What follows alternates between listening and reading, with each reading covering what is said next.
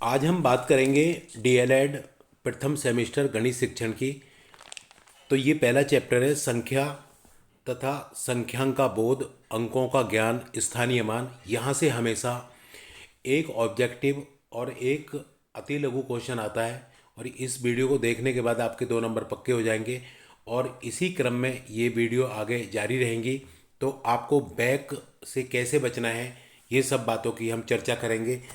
तो देखिए, संख्यांक किसे कहते हैं। दशमलव संख्या पद्धति में संख्याओं को 0, 1, 2, 3, 4, 5, 6, 7, 8, 9 आदि अंकों के प्रयोग द्वारा निरूपित किया जाता है। संख्याओं को उनके गुणों के आधार पर अलग अलग समूह में वर्गीकृत किया गया है। ठीक है, तो ये संख्यांक कहलाता है। अब देखिएगा, प्राकृतिक संख्या कौन सी होती हैं, ये पता होना चाहिए हमें। नेचुरल नंबर कौन सी होती हैं, वे संख्याएं जो एक से प्रारंभ होती हैं और अनंत तक जाती हैं। इनके समूह को एन से दिखाते हैं। एन का मतलब नेचुरल नंबर। ये एक से प्रारंभ होती हैं और अनंत तक जाती हैं। देखिएगा किस तरह से, एक से लेके अनंत तक ये प्राकृतिक संख्याएं होती हैं। दूसरा है होल नंबर, यानी कि पूर्ण संख्याएं। पूर्ण संख्याएं कौन सी होती हैं, जब प्राकृतिक संख्याएं तो एक से आरंभ थी अनंत तक, उसमें शून्य को शामिल कर लो आप तो पूर्ण संख्याएं बन जाती हैं। तो पूर्ण संख्याएं 0 से आरंभ होती हैं, 0, 1, 2, 3, 4, 5 इस तरह से। उसके बाद देखिए सम संख्या, जो संख्या 2 से कट जाए, जो संख्या 2 से भाज्य हो, 2 के, तो उसे सम संख्या कहलाती हैं। जैसे 2, 4, 6, 8, 10, 12, तो इनमें सभी में 2 से भाग जा रहा है। तो विषम संख्याएं कौन सी होती हैं, वे संख्याएं जो 2 से भाज्य नहीं है, विषम संख्याएं कहलाती हैं। जैसे कि 1, 3, 5, 7, 9, 11, 13, इस तरह से 15, तो ये विषम संख्याएं हैं। पूर्णांक क्या होते हैं, पूर्णांक इंटीजर्स। इंटीजर्स क्या होते हैं, इसमें धनात्मक और ऋणात्मक चिन्ह वाली संख्याओं को पूर्णांक संख्या कहते हैं। यानी कि इसमें पॉजिटिव और नेगेटिव देख लीजिए आप। 0 से लेफ्ट साइड में -1, 2, 3, 4 और राइट में 1, 2, 3, 4। तो इसमें क्या होता है कि पॉजिटिव और नेगेटिव चिन्ह वाली जो संख्याएं होती हैं उसी को हम इंटीजर कहते हैं। उसके बाद देखिए अभाज्य संख्या। अभाज्य संख्या कौन सी होती हैं, तो इसको हम ऋण संख्या भी कहते हैं।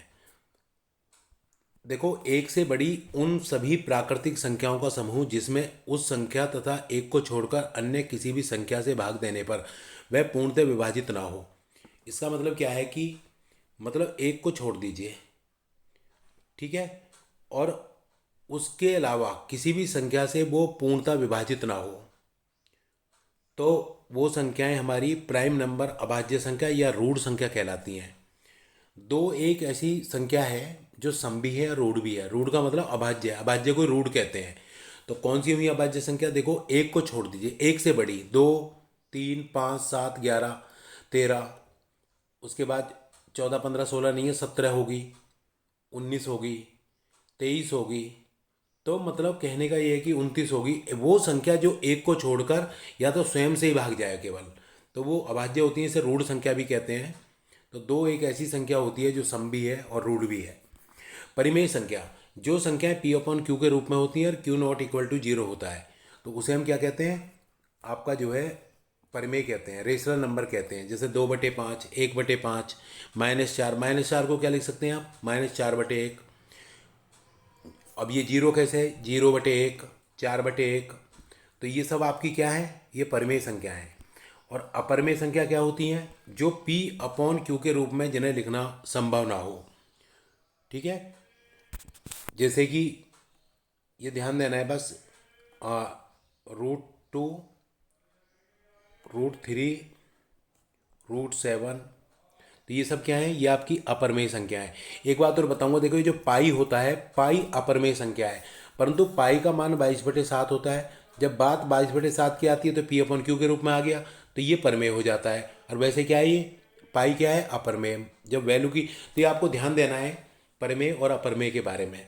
उसके बाद देखिए, इतना आप जानते हैं, सह अभाज्य संख्या, को प्राइम नंबर, ये क्या होते हैं को प्राइम नंबर।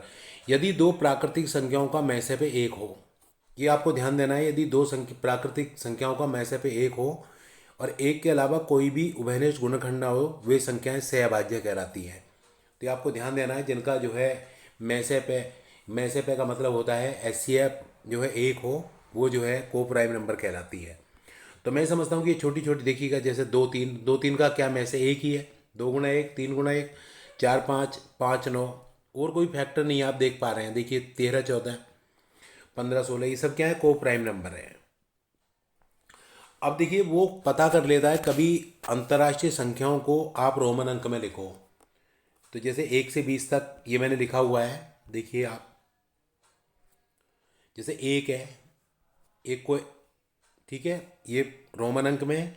उसके बाद देखिए दो है, दो को दो ये हो गया, तीन को ये हो गया, चार को ऐसा लिख सकते हैं, पाँच को ये लिख सकते हैं, छः को ये लिख सकते हैं, सात को ये, आठ को ये 9 है, ये 10 है, ये 11 है, 12 13 14 15 16 17 18, ये 19, ये 20 21 22। तो मतलब कहने का ये है कि आप देखिए इसी क्रम में आप चलते जाइए। 23 को ये लिख सकते हैं, 24 25 26 27 28, मतलब इस तरह से। और आपको बताऊँ, एक ध्यान रखना है, एल, एल जो होता है वो 50 को एल कहते हैं, और जो सी होता है उसको 100 कहते हैं। ये आपको जरूर ध्यान देना है। एल को क्या कहते हैं, एल 50, और 50 जो होता है 50, ठीक है, और सी जो होता है ये 100 को सी कहते हैं। तो ये आपको जरूर ध्यान देना है। उसके बाद देखिएगा, अब मैं आपसे चर्चा करूंगा जो सवाल आज तक क्वेश्चन आपसे पता किए गए हैं उनकी बात करूंगा। तो देखो मैं आपको बताऊं किस तरह से आपको जो है बैक से बचना है, किस तरह से आपको 25 में से 20 22 नंबर लेके आने हैं। आप एक तरीके से नोट्स बनाइए, क्योंकि मैथ में बैक बहुत लगती है। मैथ भी है और भी पेपर है, जब तक आप नहीं पढ़ोगे। और मैं समझता हूँ कि इस वीडियो को देखने के बाद आप थिंक विदाउट इंक काम करोगे, अच्छे से कर पाओगे। अब ऑब्जेक्टिव टाइप क्वेश्चन जो कि 2015 से लेकर 23 तक जितने भी क्वेश्चन इस चैप्टर से पता किए गए हैं, मैं उनकी चर्चा करने जा रहा हूँ। देखिए संख्याओं को लिखने की लिपि कौन सी होती है। संख्याओं को लिखने की जो लिपि होती है वो रोमन अंक भी होते हैं, देवनागरी भी होती है, अंतर्राष्ट्रीय भी होती है, सभी। तो ये सभी हो जाएगा। संख्याओं को हम सभी में लिखते हैं, आपको पता है अच्छे से, ठीक है। उसके बाद देखिए ऋण पूर्णांक का उदाहरण है, तो आप अच्छे से जानते हो, अभी मैंने आपको बताया पूर्णांक क्या होते हैं। वो उसमें पॉजिटिव और नेगेटिव दोनों संख्याएं आती हैं, परंतु यहाँ तो एक ही है, ऋण पूर्णांक ही हो गया आपका, यही आपका आंसर होगा। उसके बाद देखिए 50, 50 को रोमन में लिखिएगा। मैंने अभी अभी आपको बताया था जो 50 होता है, जो 50 होता है, उसको क्या लिखते हैं, एल, एल कहते हैं, अभी मैंने आपको बताया था। और ये आपका जो ऑप्शन होगा, हम इसके साथ जाएंगे, ये आपका आंसर होगा। उसके बाद देखिए ये कह रहे हैं कि इसको आप रोमन में लिखिए। देखो ये क्या है, 10 है, ये क्या है, 10 है, ये क्या है, 5 है, 10 10 20 और 5 25, ये आपका उत्तर होगा। अब ये 2023 का क्वेश्चन है। 2023 का जो क्वेश्चन है, इसे हम क्या कहेंगे, संख्या जीरो का रोमन अंक कौन सा है। देखो संख्या जीरो का रोमन अंक कौन सा है, कोई भी नहीं है। कौन सा है, कोई भी नहीं है, आपको अच्छे से पता है। संख्या जीरो का रोमन अंक कोई नहीं है, क्योंकि शून्य का आविष्कार कहाँ हुआ था, भारत में हुआ था। तो वो लोग भूल गए होंगे इसको देना। तो भाई कहने का मतलब ये है कि इसमें से इसका कोई नहीं है, 2023 का क्वेश्चन है। उसके बाद देखिए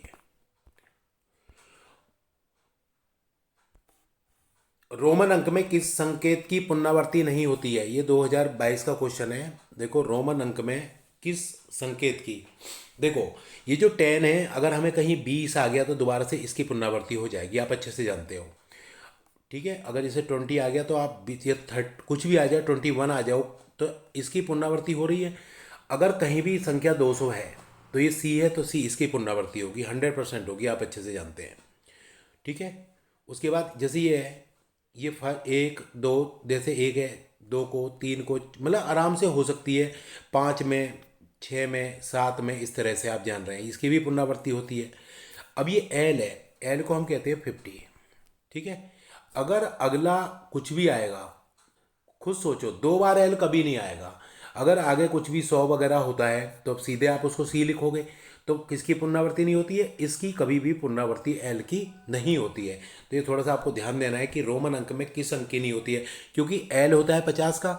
अगर आगे कोई संख्या 100 होगी तो आप उसको क्या एल एल लिखोगे, ये थोड़ी लिखेंगे, हम क्या लिखेंगे, उसको सी लिखेंगे। तो कभी भी एल की पुनरावृत्ति नहीं होती। उसके बाद देखिएगा आगे, प्रथम 3 क्रमागत अभाज्य संख्याओं का मैसेपे ज्ञात करो। देखो अभाज्य संख्याएं जो होती हैं, प्रथम 3 जो संख्याएं होती हैं, ये 2020 का क्वेश्चन है, मैसेपे ज्ञात कर रहा है, एचसीएफ ज्ञात करा रहा है। मैंने आपको बताया था कि प्राइम नंबर क्या होता है, देखिए इसको रूढ़ संख्या भी कहते हैं। और ये जो है एक से बड़ी वे प्राकृतिक संख्याएं होती हैं जो मतलब स्वयं से ही उनमें भाग जाए, किसी दूसरी संख्या एक से बड़ी होनी चाहिए। तो दो, पहली तीन पूछा है इन्होंने, तीन और पाँच। ठीक है, अब आप खुद सोचो इसका में से क्या होगा। तो इसका में से क्या होगा, देखो 2 गुणा 1, 3 गुणा 1, 5 गुणा 1। तो इसमें कॉमन चीज़ क्या हो गई, में से वो होता है जो सभी में होता है। में से क्या होता है, जो सब वो संख्या जो सभी में होती है। तो एक एक एक, तो वो क्या हुआ, एक होगा। आप अच्छे से समझ गए। पहले तीन क्रमागत। तो ये पता होना चाहिए अभाज्य संख्या कौन सी है। देखिए अगर आपको अभाज्य संख्या ही नहीं पता होगी तो आप कैसे कर पाओगे। तो जो मैंने आपको बताया है, तो ये सारी बातें आपको पता होनी चाहिए। प्राकृतिक संख्या क्या होती है, पूर्ण संख्या क्या है, सम क्या है, विषम क्या है, पूर्णांक क्या है, अभाज्य क्या है, परिमेय क्या है, अपरिमेय क्या है। आप देखिएगा, बिल्कुल आप थिंक विदाउटिंग काम करोगे।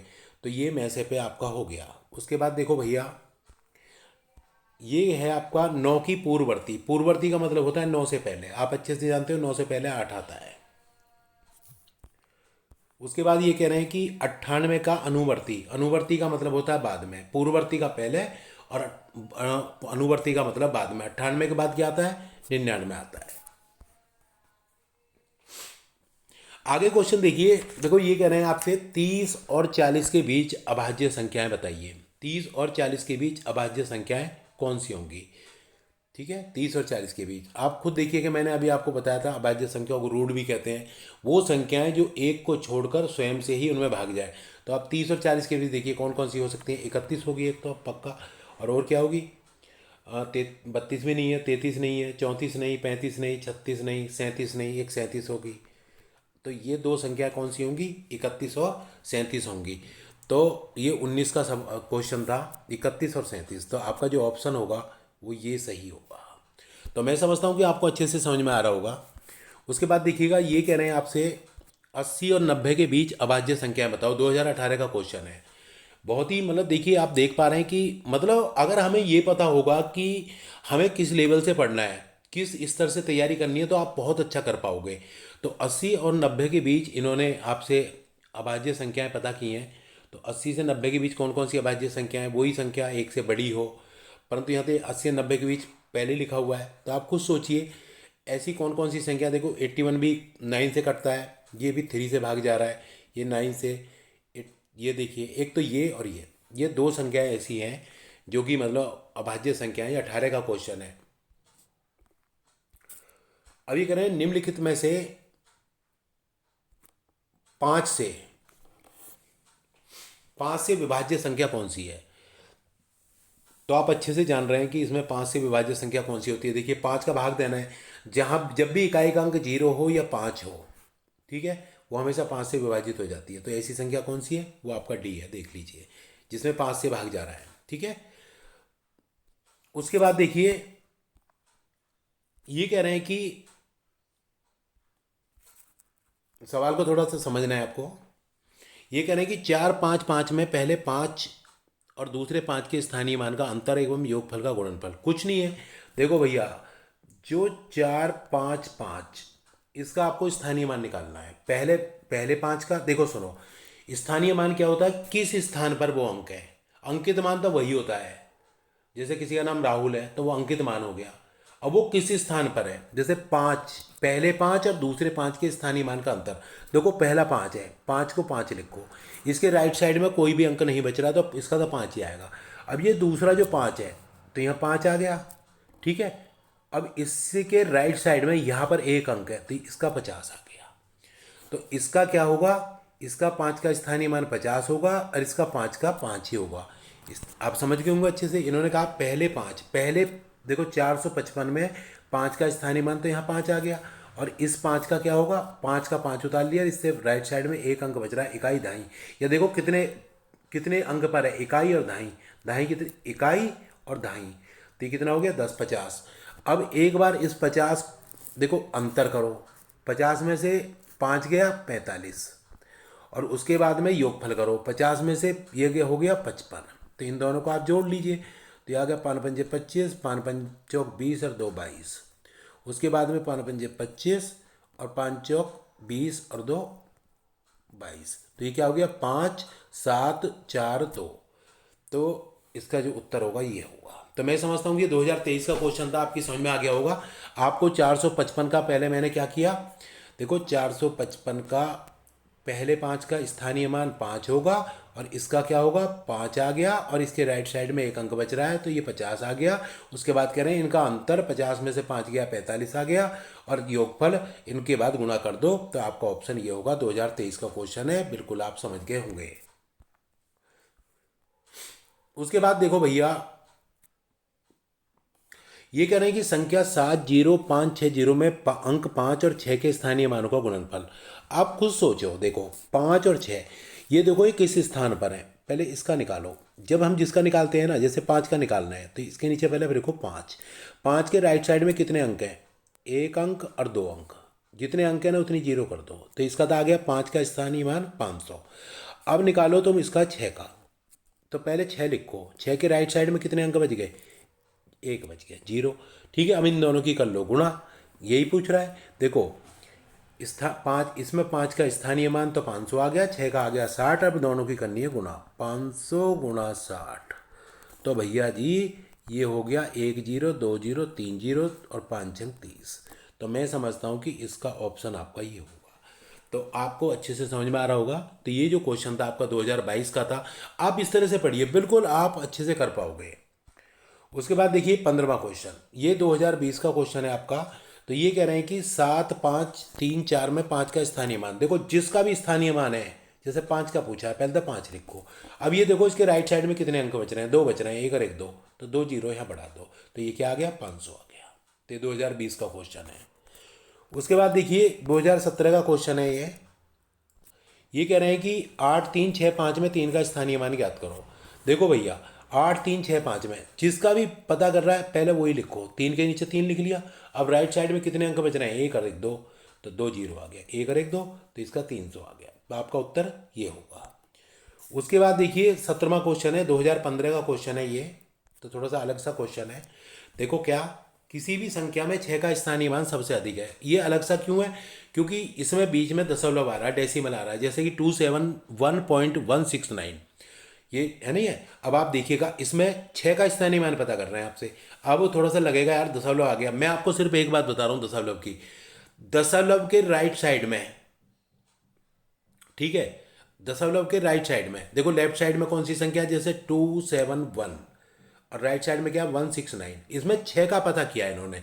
तो 6 देखिए यहाँ भी है, ये रहा 6, और 6 यहाँ भी है, 6 यहाँ भी है, और 6 यहाँ भी है। ठीक है, अब आपको पता है क्या करना है, दशमलव के राइट साइड में जो संख्या दशम जिसका पता कर रहा है, वो जो संख्या दशमलव के सबसे ज़्यादा करीब है वही जो है सबसे अधिक स्थानीय मान होगा उसका।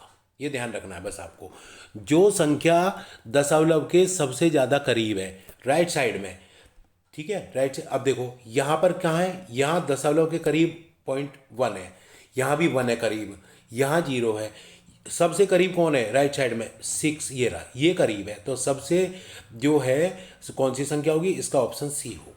ये ध्यान रखना है, मैं दशमलव वाली ट्रिक बता रहा हूँ आपको, दशमलव के राइट साइड में जो संख्या जिसके बारे में पता किया जा रहा है दशमलव के सबसे ज़्यादा करीब है वही सबसे बड़ी होगी, तो आपका उत्तर होगा ये। तो मैं समझता हूँ कि समझ में आ गया होगा। उसके बाद देखो इसी तरह से इन्होंने एक क्वेश्चन ये 2016 में फिर देखिए है, किसी संख्या में 5 का स्थानीय मान सबसे अधिक है।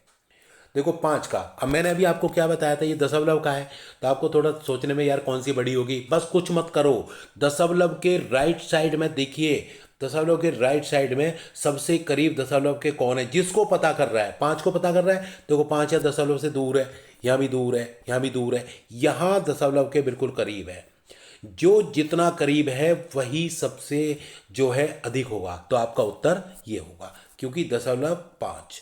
मैं समझता हूँ कि आपको अच्छे से समझ में आ गया होगा। उसके बाद देखिए ये तो थे अभी मैंने जो बात की आपसे बहुविकल्पीय की, इसी चैप्टर से जो वेरी शॉर्ट क्वेश्चन है जो कि 1 नंबर का है कि कौन कौन से क्वेश्चन अभी तक पता किए गए हैं। तो देखो अब ये 2022 के क्वेश्चन की हम बात करते हैं, तो ये कह रहे हैं आपसे कि 4 अंकों की सबसे बड़ी संख्या और 3 अंकों की सबसे छोटी संख्या का योगफल ज्ञात करो। देखो भाई आप जानते हो कि 4 अंकों की सबसे बड़ी संख्या क्या होती है, 9 9 9 और 9, ठीक है, ये तो होगी बड़ी संख्या। और 3 अंकों की छोटी संख्या, 3 अंकों की छोटी संख्या क्या होगी? 100 होगी। आप अच्छे से जानते हो। इनको क्या करना है? जोड़ना है। तो ये 9 आ गया, 9 आ गया, 0 आ गया, 9 और 1 10 आ गया। तो आपका जो आंसर होगा वो ये होगा।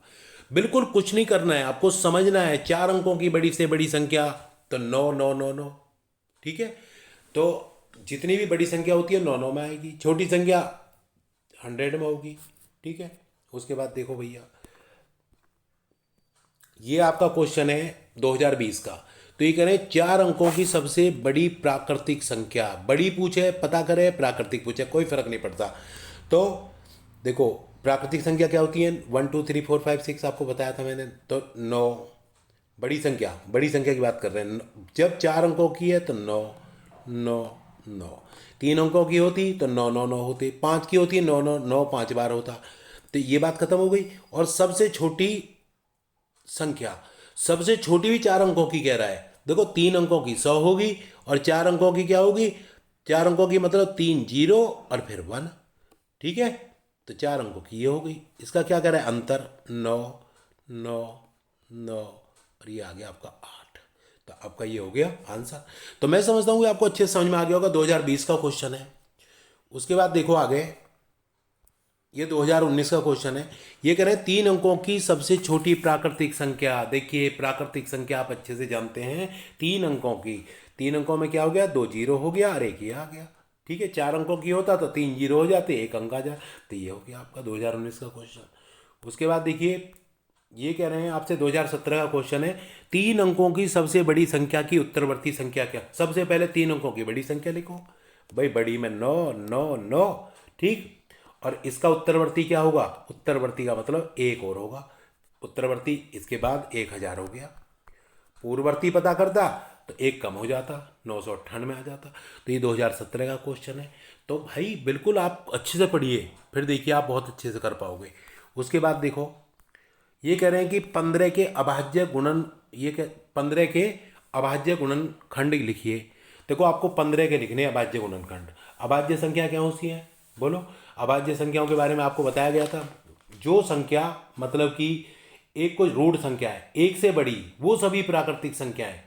ठीक है, जो एक को छोड़कर स्वयं से ही कटे। तो ऐसी देखो 15, 15 का क्या होगा आप जानते हैं। 15 को क्या लिख सकते हैं? 3 गुणा 5 लिख सकते हैं। तो इसके अभाज्य गुण यही होंगे। अभाज्य हैं दोनों, देखो 3 और 5। ठीक है, दोनों संख्या कैसी है? अभाज्य संख्या है। 2017 का क्वेश्चन है। तो आप इस तरह से बिल्कुल करिए। देखिए अगर आपको वीडियो अच्छा लगा हो तो लाइक करें, सब्सक्राइब करें, दोस्तों को शेयर करें और कमेंट जरूर दें। आपके लिए एक छोटा सा प्रयास है। और यहाँ से हमेशा आपको 2 क्वेश्चन इस चैप्टर से मिल जाते हैं और क्वेश्चन का जो है स्तर यही होता है। तो आपसे कि कभी बैक भी नहीं आएगी। आप पढ़ते रहिए, करते रहिए और आगे बढ़ते रहिए।